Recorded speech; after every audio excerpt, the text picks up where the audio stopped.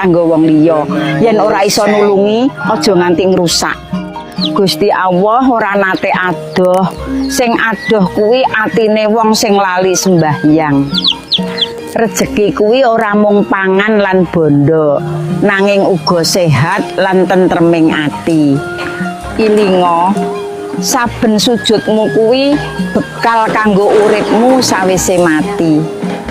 Yen awake dhewe nindakake kabecikan marang wong liya, bisa wae wong kuwi ora mbalekake kanthi becik, nanging Gusti Allah bakal ngutus wong liya kanggo nindakake kabecikan marang awake dhewe.